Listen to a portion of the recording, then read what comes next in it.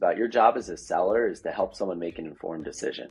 Yes. Right. And I very much agree with that. Your job is that, and it's not just help them be informed, it's help them make an informed decision.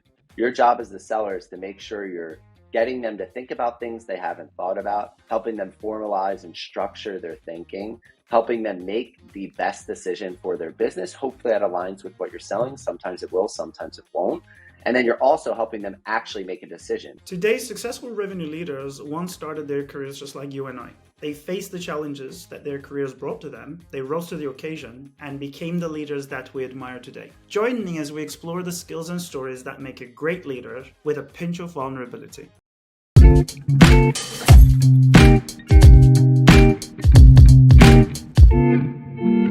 Hello and welcome to Sales Therapy. I'm your host, Alper.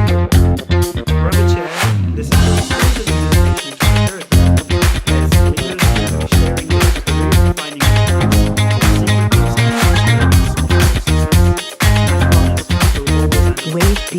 Today in the therapy chair, I have Todd Busler. He was one of the first to join Square's account exec team, then first hired at Heap, growing from 6 to 300 employees, ARR from 300K to 40 million. Quite impressive there. He's now the CEO and co-founder of Champify. He is now, first-time founder just like myself, and he's on a mission to refine outbound selling for the good. We will talk about Champify, and we will talk about his experiences. In summary, we'll talk about his success, the joy, the pain, and the journey, as usual. Welcome to Sales Therapy, Todd. How are you feeling today? I'm doing really well. Alper, thanks for having me. I'm excited to chat with you. My pleasure. First of all, let's talk about your background, which I absolutely love. Tell us where you are dialing in from today. I'm dialing in from South Jersey, like 2 hours south of New York City. This is where I grew up. It's a small little beach town near Atlantic City, New Jersey. Has really a bad reputation, but there's like in reality, awesome little beach town community. It's a little barrier island where, in the winter it's a little gray and slow, but in the summer, spring, early fall, it's a great place to be. COVID happened. I kind of set up shop back at home, and now I'm back and forth between here and the city. Love it. Is the bad reputation not everybody knows the US probably. Is that from the gambling or the Jersey Shore? What's the bad reputation from? Yeah, I think Atlantic it's City. a combination of like people's experience of New Jersey is Newark Airport and The Sopranos. Okay. Yeah, I think that doesn't help. And then Jersey Shore got really popular. That also didn't help. Yeah. A lot of things fighting us. Yeah. Yeah. To be honest, okay, I think I might be that gang because when I was at Bain, I worked for a year in the New York office. Believe it or not, I worked at Times Square, which was ridiculous. But I was always flying to New Jersey, Newark, right? But I loved it because it was emptier than every other airport. So my perception of New Jersey is not bad for me personally. Easy to get to the city. Could be way worse. Exactly. So, any good therapy starts with childhood and growing up. How was the growing up experience for you, and how do you think it shaped the values that you have today in the business world? Yeah, I had an awesome childhood. I mean, I'm close to my brother and my sister. I have tons of good friends that I grew up with. Most of the people where I grew up, they're, a lot of teachers, firefighters, working in restaurants, people that worked in casinos. That was kind of what you got exposed to growing up. My mom worked at a restaurant. My dad is a professor. Very much my only thing my dad cared about as a kid was getting good grades. And I was like, aside from that, he's like, kind of do what you want, have fun, explore, get in trouble, whatever it is, and just make sure you're getting good grades and doing well in sport. But growing up in a small community, everyone surfs, everyone fishes, people have boats, everyone knows everyone, everyone's on bikes. It's a really cool place to grow up. I think I didn't really get exposed to a lot of other parts of the world and what people were doing and starting companies and finance and all of the tech stuff. Like I didn't really get exposed to any of that until I got to college. But growing up, everyone is working multiple jobs in the summer. You could come from a tourist town, so there's kind of a influx of people coming here and everyone trying to say, all right, how do I make the most money in these couple months while having fun as well? So I think you start getting exposed. Like for me, I started selling ice cream on the beach for a couple of years. I worked in parking lots at fancy restaurants. I worked at restaurants. I worked in bars. It's just like get exposed to a lot of different things, which I think are a lot of good skill set to get you into sales, get you into sales leadership. Management in general. So I'm really happy I had the chance to grow up the way I did. And one day I hope my kids have the opportunity to do something very similar. I love that. That sounds like quite a good childhood without too much trouble and, without too many lowlights. Good for you. Yeah, I mean, everyone has some down parts, but like, yeah, I'm super fortunate, being born in the place I was, and the parents I had, and the family I have. So yeah, it was an awesome experience. Excellent. So when you were growing up, what you were planning to be then? Yeah, you know what? I didn't really know. I remember thinking as I got like 16, 17, 18, like, okay, what am I going to do here? How do people think about this? My logic was just like, all right, try to go to a good school, get exposed to a lot Yeah. of things. I knew I didn't Ah, know what okay. was out there, Mm-hmm. but I was never like, hey, I'm going to do this from the day one I started. For Mm. me, it was like, okay, I'm going to do something sales oriented. I studied real estate in college. I thought I was going to be a real estate Ah. developer, actually. And then Do you I did a regret? couple of internships. Do you regret not being a real No, I estate don't. developer? I don't know. I think like I still do some real estate stuff on the side, and I Oh, have, good. you know, ever since I've been 20 years old or so. But the problem I had was I worked for a couple big developers, and I would sit there and you put together deals and you build out the pro formas and you're deep in Excel, and we would do all of this work, and then nothing would happen.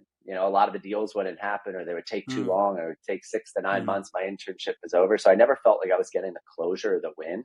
So like, Mm. sure, if I got into that long term, like I'm sure I would have got some of that. But what drew me to sales is, okay, I played football growing up, and the team environment, and every week you're prepping really hard and practicing, and you kind of have an outcome.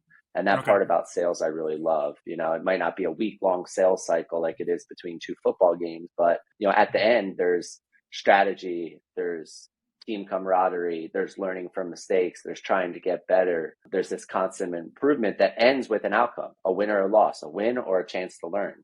And that part of sales has really drawn me to really like what I do. And then I think the second part of it is like building the teams around and showing how you can enable and train people is something I get really excited about. The letter is actually very interesting, and I want to talk about that, like developing teams, because I think I love sales, and I had the bug, I guess, from very early ages, helping my dad's business. But once you're an IC, that's a different story. Then you start becoming a manager. Then you're a leader, which I think is a word that is so overused these days. So you enjoy the managing, the coaching, the training, the leading bits as well. Definitely. So I remember actually so I was at Heap, super early employee there, rep, but had some successes in early AE. There was a couple of us starting to really figure it out. I remember as we started to scale, I had a conversation with the CEO, and I said, you know what? I like selling. We're getting into bigger deals. I Mm. think I'm one of the best at it here. I know the Hmm. product inside and out. I know the space well. Maybe I should just keep going and pushing us up market. He goes, yeah, that's great. Or you can try to 10x your output by making other people as good as you. And that Oh, really just stood he out was with a me, good leader. right? He was Yeah, he was a good basically leader and encouraging you to do the pushing hard job. for sure.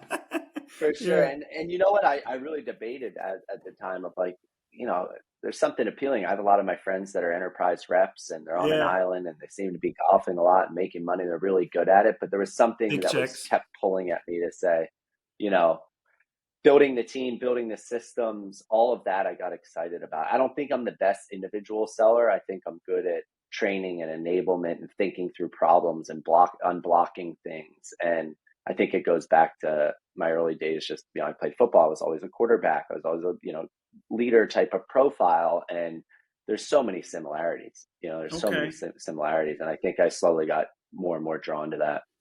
Okay. Now that I hear the story, it makes sense. Like early on, join, figure out the playbook, then train the others. And you've done it a couple of times. So let's start with the career journey. Well, your first job was in sales, right? Was it Square? I started actually as a sales engineer at SAP. I didn't even know what that Oh, really? was. Okay. I like, because of where I grew up, everyone always wanted to get internships and get out of where they were in the summer. Mm. But for me, it was the opposite. I really loved where I was in the summer. So I was doing everything possible to not get a real internship and stay close to home so I could Okay. enjoy the time with my friends on the beach. However, one of my best friends, he's a year older than me. He's an engineer, and he started working at SAP. I didn't even know what this was. At the Mm. time, it's like a 60, 70,000 person And company. come And he on, goes, oh, they have a SAP, career such a giant and complex, and like SAP to me, it giant, gives me complex anxiety, beast. you know? For sure. I'll tell you what though. So I went to a career fair or something, and I met someone, and they're like, "Hey, we have this early training development program. I thought I was going to go right into sales, and I was like, okay, this sounds good. They're selling big deals. Like, it seems like people are doing well there. It seems like a good place to learn. I didn't realize I actually was started as it was for sales engineering, which I had no idea what it was. Okay, And I was like, okay. The more I learned about it, I was like, okay, you'll teach me how to learn how businesses operate and figure out how their products fit and deliver benefits and go through this corporate training, which at the time I was like, is this a waste of time? And looking back, I'm really happy I did it. Yeah. They did us a 9-month training program, extremely, extremely regimented and structured, and you're getting recorded on presentations and doing mock discoveries and going out and visiting customers. And I just learned a lot about how big companies operate, both internally and externally. But I quickly realized that, okay, to be successful there, especially at the time, like, it wasn't built for 23-year-old kids, right? It's built for these reps have been around for a long time. They have a lot more gray hair. They're doing big deals and owning accounts for years. And I quickly realized that I didn't want to be the SC. I wanted to be the AE, and that probably wasn't the best place to do it at that time in my life. So I had the chance to join Square, which felt like a startup. I was going from like 50, 60, 70,000. I don't even know how many employees at the time, to Square was 800 employees. Yeah. But they were just building their true first sales team, because this is like 2014 when Square was in farmers markets. That was really it, right? And now they were trying to figure out, hey, how do we sell to multi-location quick service restaurants and someone that has 100 coffee shops or whatever that may be. So I was part of the early team there that went from like 6 or 8 of us to like 60 in a year.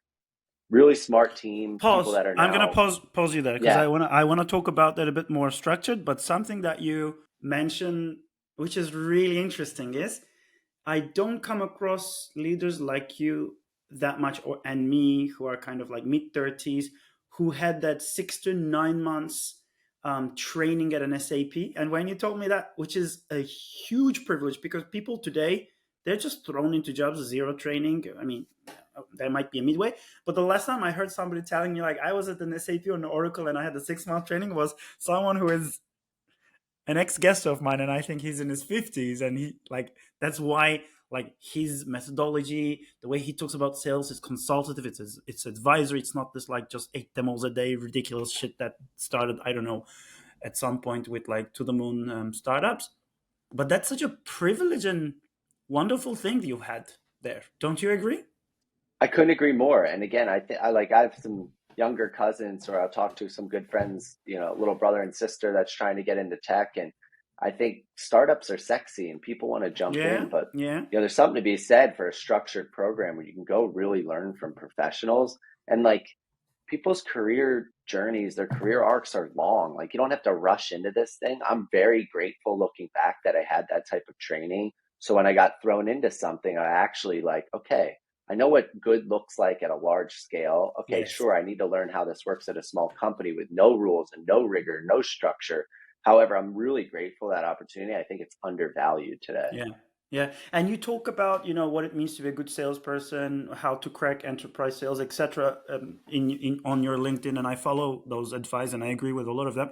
Do you have like top 3 or whatever that stick with you to this date that you could share with our audience? For sure. Yeah, it's a great question. I thought a lot about this. So I think there's 3 things. The first thing is just like the true best reps there, they were pros, like super buttoned up, multiple dry runs for every meeting, knew the business inside and out, like just very, very professional. If you own 1 or 2 accounts, the amount you're going to prep versus an SMB sales rep at some hot startup, like, it's just night and day, right? So I think that's rung with me. And how does this business make money? What do they care about? What are their investors thinking about? Like, that level of thinking and prep, and ask anyone that I've worked with or they've worked for me, they know that's always what I'm talking about and always what I'm thinking about. The second part is like, I had this vision in my head of, the good looking sales guy, that's the schmoozer and just taking people out. And when you saw these best reps, they were like, many of them were ex-consultants, like extremely knowledgeable in finance and accounting and supply chain. Yours truly is one of them. Just like very different level of thinking. And I really dispelled the myth I had on what those individuals looked like. So that was it. And then the third part was just like really deeply understanding how big organizations operate. I heard a quote on a podcast recently from the VP of sales or CRO from SalesLoft. And he was like, you're selling S&B deals, and mid-market, you're selling to operators. And the enterprise, it's like selling to politicians. And it's Oh so yeah. true. And you watch these enterprise reps. And I'll never forget, I was like 23 and we like doing some demo in like some big company in Minneapolis or something. And I'm watching this individual after the meeting, what's happening in the hallways. And I was like, yeah, they prepped for the demo. They understand who was talking where. They mapped different contacts to certain execs, sure. But like so much was of the deal movement was happening in the hallways. And I was like, wow, this person understands exactly who you need to get to, who actually mattered, what was happening internally. Like that opened my eyes, like, holy shit, this thing's complex. And it's really about deeply understanding people, their motivations, what their comp is, all that type of stuff, which again is not just, wow, I can give a sexy presentation and Yeah, you're going who to buy from cares? me. So Yeah, they were the three things. you just have to understand the psychology, the intent, the relations, For sure. not for the sake of schmooze, but show a genuine interest in schmoozing and know what to schmooze by. I mean, Yeah. Todd, this conversation is amazing, but yeah, I know we have a hard stop in 20 minutes or so I'm going to have to rush through some of the sections, which I like to take a little bit more slowly generally. But so I'm going to move on to the next section. If you can give us a little download of the way from that first role at Square to your leadership journey at Heap, maybe a few again like these learnings and tips you shared are amazing. Like at every stage, what did you feel like you added on top of your existing knowledge and experience? For sure. So my experience was at SAP, I was ready to go because I wanted to be the rep and I didn't think that was the place to do it. So my sister was up in the Bay Area at the time and she's like, look, if you want to get in this tech world, come up here. There's so much happening. So I started to look around some jobs, randomly applied to Square. I didn't know anyone there. And they took a shot on me, someone as a sales engineer without quota experience. And the hardest part of that was convincing them they should take a shot on someone that quote unquote hasn't carried a bag in the traditional sense yet. And I'll remember actually for the interview, I knew that was going to be an issue. So what I did, I actually went and befriended someone who used Square in my neighborhood. And I was like, can I just come sit with you for 4 or 5 hours? I want to learn how you use this product, what you're doing, more about your business. This is a guy who had an empanada chain in San Diego. I was living in San Diego at the time. And I just really learned about that. In that interview, I told that story and everyone's like, wow, that's what you did? Like, that's an awesome way to prep for this. So that's what I did to get the job. Once I got there, what was interesting is that, like I said, there was probably less than 10 of us when I started from sales rep perspective, right? And that went from I think 8 people to 60 in 12 months. Like very, very crazy growth, building out like the first sales org. And there were some really sharp people I worked for, some like ex-Salesforce ops type of leadership. What I learned in this situation is first, I just did a lot of deals. So I remember the first day I wasn't making cold calls in front of people when I was at SAP. I was prepping for demos in a suit and tie. It was very different. But I remember the first day being like, oh, I'm a little nervous making calls here. Like, what's happening? And then all of a sudden, you get used to it. But I think what I learned there was a high number of just closes, just doing a lot of deals got me really comfortable asking for people's business, understand really objections, understand what people are motivated by. I think more of the experience at Square that I'm extremely grateful for is on what does the structure look like to go from 8 people to 60 in a year. So I just at SAP, whether some of that was happening, but I wasn't super close to it, was, okay, how do you hire? What does interview process look like? What's the persona? How are we getting the best talent? So that was something I learned. How are we enabling people and training them? Really, really, you had S&B deals at Square. You couldn't train people for 6 to 9 months. So in 2 weeks, how do you get these people up to speed so they can be productive in month 2, month 3? So somebody going through that kind of crazy growth, how do you train people in 2 weeks? Yeah. So first they had a big investment in enablement early, size of the enablement team relative to sales early on, because they knew hey, we're going to be scaling this thing out. And it was an extremely regimented program, right? So in the first 2 weeks, you had a buddy and you're doing mock cold calling. You're understanding the persona. You're learning the different products. You're in a bunch of different meetings. You're, going over your pitch. You're doing the Salesforce and tooling training. And it was just extremely structured. So by the end of that 2 weeks, you're like, okay, I know what I need to say. I know who I need to say it to. I know how to use all the systems. I know how I can make money. Here's the plan. Sure, you had different territories or whatever it was. People had different segments. But by the end of that 2 weeks, which was really a combination of learning, but mostly putting people on the spot and making sure they were doing the work. Yeah. And that's a big thing I took away. Like, yeah, you can sit here and train a 24-year-old SDR or AE to say, cool, read this doc and listen to this gong call. But at the end of And the what day, you have to happens put them in when the that game. person is not comfortable being put on the spot? What happens? I mean, that's a great. I was nervous, I remember, and I'm not the most nervous type, but again, it was new for me. I don't think there's any way to get around it. Like, you're going to be a little nervous in the beginning. It's normal. What I always do, and I do this today at Champify, is, hey, we're doing mock cold calling, we're doing mock objection handling, we're running a first meeting. I'm going to make it way harder than it's probably going to be for the customer, and we're going to do it. And you're going to make mistakes, and then I'm going to do it in front of you, and I'm going to make mistakes, and we're going to learn from it together. No one's attacking anyone. Do you think And your then you do that 2, employees 3, 4 times, and people get better. do you think your employees allow you the first time you do it? Or do they I learn mean, to appreciate you more in time? We used to do this at Heap. The end of your first week, you had to do a demo of the product to the CEO.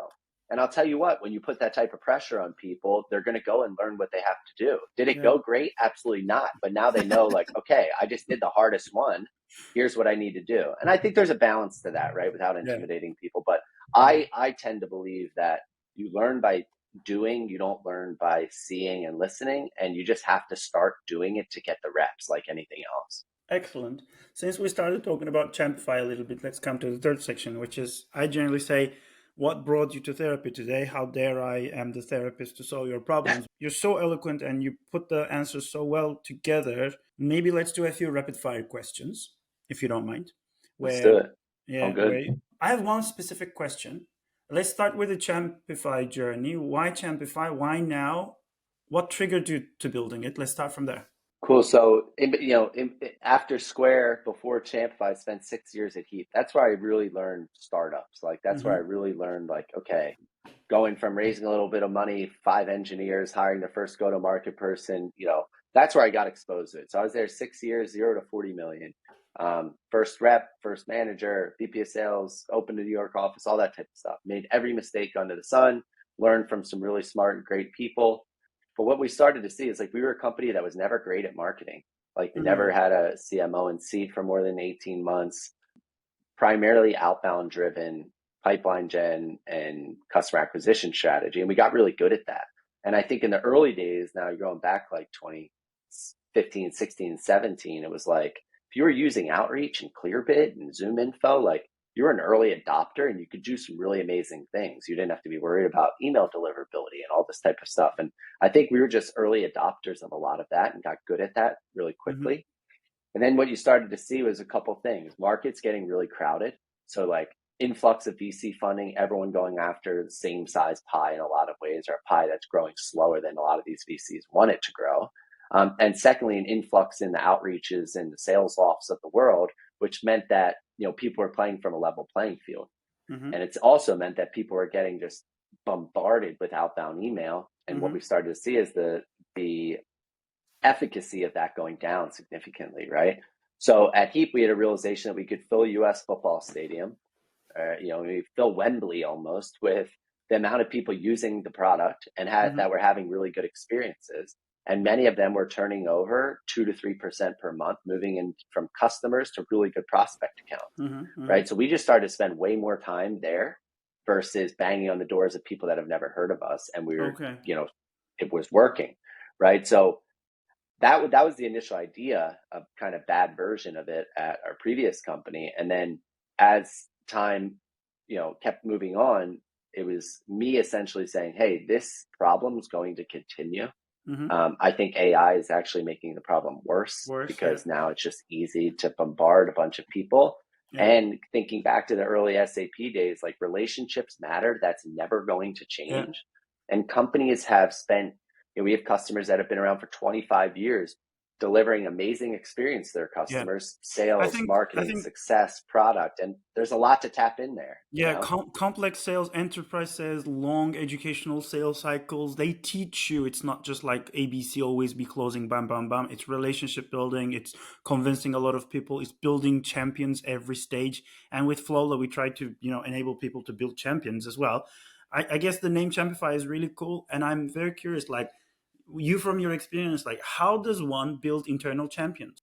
I have a mentor of mine. He was the CRO at ThoughtSpot, and he's been at App Dynamics. And, he always talks about your job as a seller is to help someone make an informed decision.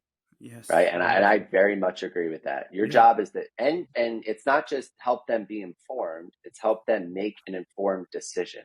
Your job as the seller is to make sure you're getting them to think about things they haven't thought about, helping them formalize and structure their thinking, helping them make the best decision for their business. Hopefully that aligns with what you're selling. Sometimes it will, sometimes it won't. And then you're also helping them actually make a decision. Now, a decision could be do nothing, but what your job as the seller is to help them actually get to the end point, Yeah. right? Yeah. Make a decision, I go love deploy it. this thing, right? And Absolutely. that's Yeah. what I think. That's what I think selling is today. There's Yeah. more data out there. There's more reviews. There's more demos. There's all this stuff out there that it's your job to educate the buyer and guide them through that process. And again, ideally through that. And I think this is my belief is that as products and spaces get more and more crowded, you can differentiate on the sales process. You can differentiate on go-to-market, and people that can be looked at as a trusted advisor are going to see better win rates. They're going to see better growth. So it's your job to enable them, in my opinion. Absolutely. And I love that. I completely agree with that. I have two rapid fire questions for you before we go into closing remarks. And those come from, what you preach on LinkedIn on a daily basis. The first one is going to be, and I love this one. Here are the 6 biggest mistakes first-time enterprise sellers make. You don't have to give us all 6, but can you give us what mistakes people do and how can they avoid those? Yeah, I think there's a bunch. So I don't remember the exact 6 I wrote. I think there's a lot more than 6, but Probably, for yeah. LinkedIn posts, you got to make catchy lists like that. I know the big things I think about are first, like there's this myth that like, oh, as I get senior enough, I'm not going to have to prospect. The best reps I know, enterprise reps, big companies, wherever it is, they're constantly prospecting. I think that's the first thing. I think the second thing, they really know how to sell as a team. Mm-hmm. Right? Oh, They know wow, how to yes. bring in the right people, where to connect the right folks, from exec teams to product directors to subject matter experts to customer references. That's really what the best reps are. They're matching personas, and they're have really good EQ to make that happen. And I think the third one goes back to what we talked about earlier, which is just really high business sense. Like, sure, you can say someone has a problem with XYZ and you can have a narrow solution, but when you can zoom out and actually understand what this business cares about, what you're hearing, but what's the problem behind the problem and how that affects the bottom line or the top line or growth or risk or whatever that may be. I think those 3 things are the most important. And then lastly is just like time management. Like, it's so easy as a rep at an enterprise company to be like, where do I even start? What do I do? But these reps, whether they know it or not, are extremely good at understanding what is the potentially biggest ROI thing I can do with a unit of time that I have. And they're really good at spending that time on the right things. I just love it when my guests are just saying things in my mind and I don't have to even like isn't it really great when you have the question and you're answering it and the person is like, yes, because it's a shared experience. I think the shared experience and that common knowledge, it's kind of like common best practice, which good salespeople have in their mind. So thanks for sharing those. My last Yeah, a lot of question. people know this though, and a lot of people don't do Yeah, it though, yeah. right? A Don't lot of people know this thing, but it's a because I think skill, right? It's a we skill. we also like even if you're the best in the blah blah, you forget things. You have to be constantly reminded, which is why I think with sales therapy, that's what I try to do. You need a nudge. You shouldn't be talking more than whatever percent, asking the right questions on a sales call, but you do anyway because you forget or you go into your Yeah. automatic mode. So these nudges are good. You also talk about the 8 hardest lessons you learned about startup sales. Again, can you share a few of them with us?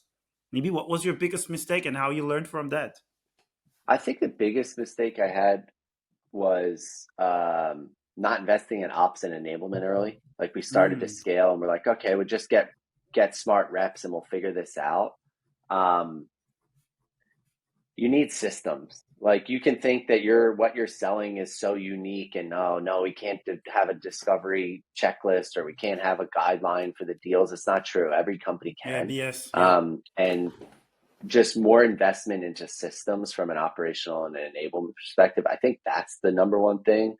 And I think the second thing is, like, we were really focused. This was like kind of like grow as fast as you can mode in Silicon Valley, very different than the last 2 years where it was just Yeah. like get new logos, get new logos, get new Yeah. logos. And if we had spent more time with early customers, really understanding what they were doing, really getting more feedback, really understanding the value behind this, I think it would have sped It's us up a lot it's faster. super hard though. Like that's actually one of my biggest changes, other than the team and like running against time and myself, blah blah.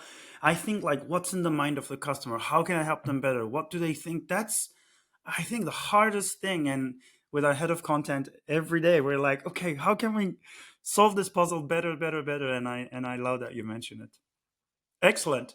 The So, last one I'd add, Alper, is just of course.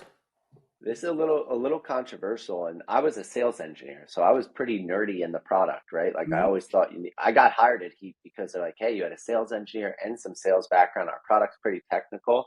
I think deep product knowledge is overrated for reps. I think it actually can be detrimental in a lot of ways. Like, sure, you need to know the product, but like what's 10 times more important is understanding the persona deeply, understanding adjacent technology, understand the competitive landscape, and understanding the actual problems your product or solution is solving for and what those concrete benefits are in the customer words. And we are a very engine product heavy company culture at Heap. And we over indexed on just knowing Mhm. every little thing about the product, and it actually Mhm. doesn't matter that much. So that's something I feel pretty strongly about.